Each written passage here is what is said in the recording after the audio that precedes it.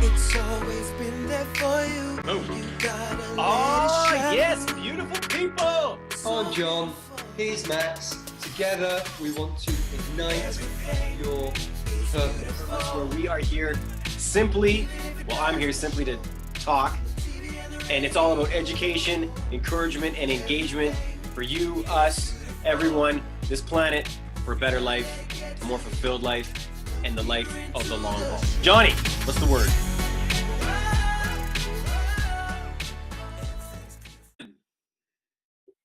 What is up, beautiful people? You know who it is, you know how it is, you know what it is we do, and you know what it is we are here for. It's your boy, the Rocky Balboa of the vlog game, Massimo, aka Max, and my man, as always, Mr. Healthy, Funky, Free, J to the B, live from the Isle of Man, and together we are Ignite Your Purpose, and our mission, as always, is to educate, encourage, and engage you, us, all, this world for, what is it, John?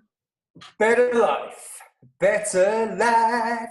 Better purpose, to fulfill our dreams, goals, and just the underlying thing, as always, will be self-awareness, man, because without that, we are lost puppies. Amen. Today is a very special day because I am going to try to do the best job of shut the up. We'll see how that works. John's got his pearly whites shining over there. So Mr. John, he did an immaculate feat on from what my humble self feels, and I want him to talk about it today, which is why I'm going to try my best to shut up. He went through some grinding, grueling, a tough go on a marathon, on a jaunt, whatever you want to call it. And I want him to share with us the mental strength, the mental fortitude, and the physical things he had to overcome in his own mind and his own body to get from point A to point B. I hope he can give us a little bit of background on the event and the start point, the middle point, and end point, and kind of how the mind evolved and the body followed. Mr. John, do your best, brother. Share your knowledge with the world, please, and thank you. Okay, my friends, thank you for tuning in once again. The event is called Escape Marathon. Emma and my partner and I were traveling last year at this time, and heading through the airport, we saw this guy. He was tall, long socks, running short, little rucksack, and we thought, it's strange. And then we saw the same guy. We saw the same guy at Birmingham Airport, and I had to go up and say, excuse me, what's going on? And he said, I'm running a race. It's called Escape Marathon. Marathon is the centre of England, slap bang in the middle. And on that night, 100, 120 people left at midnight with 24 hours to get as far away as you can by feet. No breaking the law, no running down the motorway, no hopping on a bike, because the Black Crow is watching you. Wow. Got the tracker. So we then went where we were going, logged on, checked on, watched him. Brilliant, good effort. Didn't think of anything again until I'm running with my brother-in-law about 4 months later. And he said, I've got nothing to train for, which is just exercise.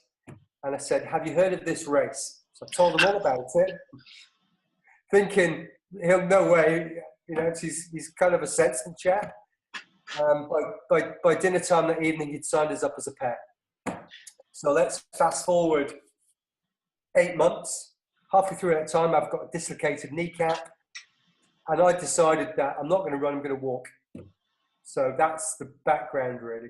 Good. So last weekend, we popped over, we met up with Rod and his wife, drove up to the middle of England to start this race, and I'm already starting to get a bit twitchy. I've not ran for 6 months. I've signed up to support this guy who's running for a charity called Tommy's, which is all about supporting couples and families who are having problems conceiving. Nice. Stillbirth, premature, you name it. It's the whole genre of that kind of issues. And he's, you know, they've had that problem themselves. So great cause. We've done a lot of training. He was fit. I've not seen him look so fit. And there's me talking about how fit I used to be. And that was the first mistake back in the day, commando course, down the hills. How hard can it be? It's all in the head. Anyway, not long after midnight, Rod had ran off and I was walking, jogging, shuffling. Within about an hour, I'm thinking, fuck, this is a tough. Have you frozen up? You okay? Yeah. Tough deal. It was dark. It was cold. On back roads. Everything was uphill. And we only had like another 23 hours to go. Yep. And you're alone? Like your partner left you. So you're by yourself at midnight in a place you don't know, walking in the direction. Well, at midnight, there's about 150 people there. There's head torches everywhere. Midnight, scattered all directions. I think I saw maybe 20 people for the first 40 minutes, maybe an hour. And every now and then you get a junction and you'd see this head torch bobbing off down the road. Alone. Places around the world, I would not have dreamed of doing this. Wow. Twitch. So 3 o'clock in the morning, we decide that he's only a mile ahead. So he slows down, I speed up. We kind of get together because we decided that we were fighting a losing battle. It was just going to be miserable until the early hours of the morning on our own. Partly because we're supposed to be asleep. You know, our body's saying you should be sleeping now. We started at midnight. We'd been up 18 hours before we'd started. Not considered it. So already it's stacking up against us as being a big deal. So did you want to say something? Mm-mm. So we crack on and we get to about 8 o'clock in the morning. Lights coming up. It's getting more pleasant, and we meet the girls. We travelled 34 miles in 8 hours, which is 4 miles an hour, which is good. But we're in bits. I'm in bits. My ankles, backs, my knees, because we'd just not done it. And then we planned to stop for an hour, but because breakfast took forever, we were there for 2 hours, which was an absolute lifesaver. But from here on in, it's going to be easy because we're on a canal, and canals are flat. Okay. And they wiggle a bit, but this is actually where it kind of it flipped a bit, because I'd started with this. This could be a bit of an issue, but I'd flipped back into my old military training. I'm thinking, I've done harder things than this. Nice. Can't make me pregnant. We can always stop. We can always stretch. We can always get a drink at every pub. And so we're talking about how far we want to go. And Rod has got the fitness, but he hasn't got the mental fortitude. Oh. Now he's running for a charity, which is more fun, sort of more drive for him. But he's more worried about not getting far enough that he would let them down and he'd let himself down. So he'd say, well, but we're not going to get 60 miles. And I said, well, we could try. Let's just do the next 15 miles, 5 miles, 10 miles. We're meeting the girls in an hour's time, just trying to break down this huge challenge into sort of bite-sized chunks. Yep. And instead of thinking, right, we've got 20 miles to get to Milton Keynes, let's run to the third canal boat. Let's walk to the bridge. Let's stop, have a quick stretch. Okay, right, I'm going to have a pee. He has a pee. We synchronized urination whenever we stopped. And we'd meet the girls every 2 hours. We'd get a drink, might put a pair of socks on. But for the whole way down this next 30 odd miles, it was trying to manage my own pain, because I was in pain. Yeah, I'm very uncomfortable. I bet. But also managing Rod's, almost his expectations of how well we were going to do, but without allowing him to say, and if we get to this next checkpoint, that's when we're going to stop. Because it was a test of 24 hours. How far can you go until such a point as it's no fun anymore? And we'd been on the go for 18 or 19 hours. And we'd come to the last sort of checkpoint, meeting the girls, and that was at 64, 65 miles. But that measured was only 50 miles as the crow flies, and the next checkpoint was 10 miles away. But that was also Rod's goal of where he wanted to get to. Now 10 miles, 5 hours, we could have easily done that, but we've been up for 36 hours, 38 hours. we're tired, sore feet, sore joints. It's dark, it's cold. Been through the night once already, dealing with it being very dark, very cold, ghosts. Pretty sure there's a couple of wolves out there. But now we just have basically we'd have to run down a very, very busy road, shitty little path on it. And this is where the mental fortitude of being the bigger man comes along, saying we could do it, we could easily do it. Yeah. But we're finishing at midnight. It's only a few more miles. Anybody who supported you, God, they've watched you do a marathon, a double marathon, an ultra, 50 miler, 60 miler, double ultra, 10 more miles, where actually you put yourself more at risk, is no big deal. So, and that meant we got home at 9 o'clock at night rather than 2 or 3 o'clock in the morning. So I've just rambled about this story that I didn't give any consideration to because I was fit in the past. Started it was really hard, but actually I thought about my past and the mental fortitude for that, and that kept me going. But also the fact that we teamed up as a pair and not wanting to let Rod down by saying, because I could have stopped at 8 in the morning. I could have gone, yeah, that'll do. I've got a dislocated kneecap, that's fine. But that would have been me pussying out of it, letting down my mate.